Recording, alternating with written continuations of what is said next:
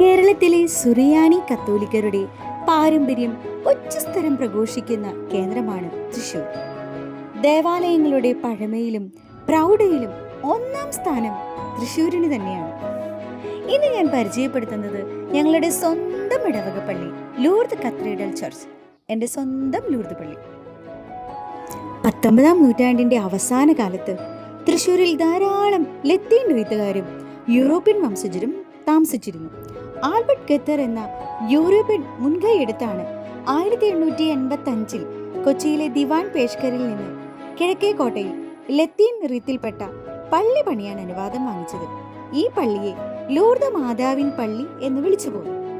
പിന്നീട് കിഴക്കേ കോട്ടയിലെ ലൂർദ് മാതാവിൻ്റെ പള്ളി കൈമാറ്റം ചെയ്ത് ലത്തീൻ റീത്തിൽപ്പെട്ട പള്ളിയായിരുന്ന ലൂർദ് പള്ളി സുറിയാനി കത്തോലിക്കരുടെ പള്ളിയായി മാറി.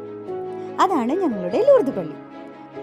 പള്ളിയുടെ മറ്റൊരു പ്രത്യേകത, പള്ളിയുടെ അടിയിൽ മറ്റൊരു പള്ളി കൂടിയുണ്ട്. വിശുദ്ധരുടെ തിരുശേഷിപ്പുകളും മറ്റുമാണ് അവിടെ. നമ്മുടെ മനസ്സിനെ അലയ്ക്കുന്ന എന്ത് പ്രശ്നങ്ങളും നമുക്കിവിടെ പറയാം. മാതാവ് അതിന് ഒരു പരിഹാരം കണ്ടിരിക്കും. ഞായറാഴ്ചകളിൽ അടിപ്പള്ളി കാണാൻ സാധിക്കില്ല കേട്ടോ.